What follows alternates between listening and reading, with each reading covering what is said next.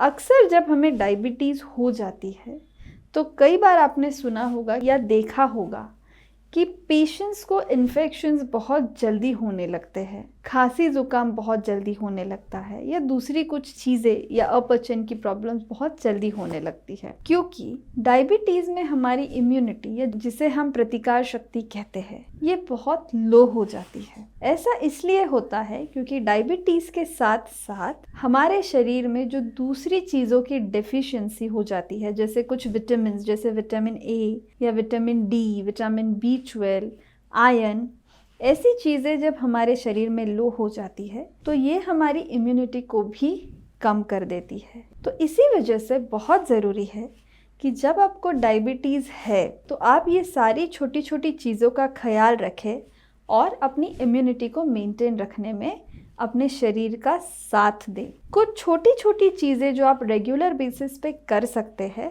जिस वजह से आपकी इम्यूनिटी अच्छी रह सकती है। तो आपको क्या करना होता है? सबसे पहले आप शुरुआत करें रेगुलर एक्सरसाइज से, क्योंकि आप जितनी रेगुलर एक्सरसाइजेस करेंगे उतनी आपकी बॉडी हेल्दी रहने में और स्ट्रांग रहने में आपको मदद मिलेगी।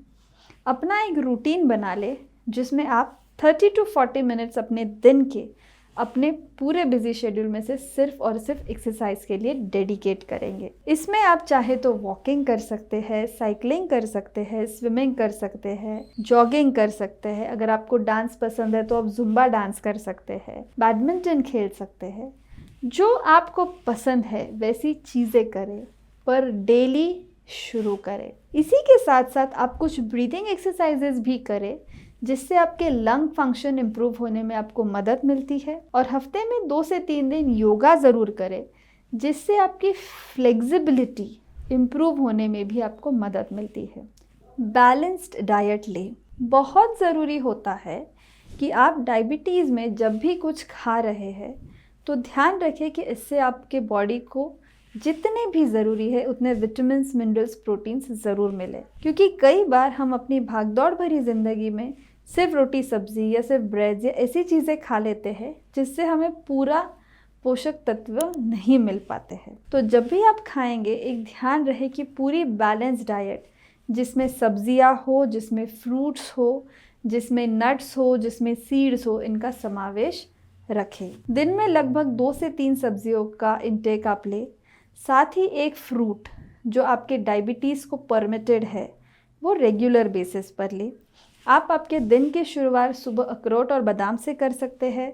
उसके साथ ही आप पूरे दिन में बाद में ग्रीन टी लेना चाहे तो ले सकते हैं, या इसी के साथ अगर आपको कुछ तरह की स्मूदीज़ लेनी है तो वो आप ले सकते हैं। इसी के साथ आप सीड्स का भी रेगुलर सेवन करें, जैसे पम्पकिन सीड्स है, फ्लैक्स सीड्स है, तिल जिसे हम सेसमी सीड्स कहते हैं, वाटरमेलन सीड्स है, कुकुम्बर सीड्स है, क्योंकि ये सीड्स से आपको काफ़ी हद तक विटामिन्स और मिनरल्स मिलते हैं और प्रोटीन भी मिलते हैं जो आपके शरीर की इम्यूनिटी को बढ़ाने में आपकी मदद करते हैं। इसी के साथ ज़रूरी है कि आप अपना टाइम टेबल ज़रूर फॉलो करें। कई बार अगर हम बहुत ही व्यस्त हो तो हम खाने के समय नहीं फॉलो करते, तो ऐसे में अगर आपको डायबिटीज़ की कुछ दवाइयाँ चालू हो और आप अगर समय से नहीं खा रहे हो तो आपके शुगर लेवल्स फ्लक्चुएट होने के चांसेस बढ़ जाते हैं।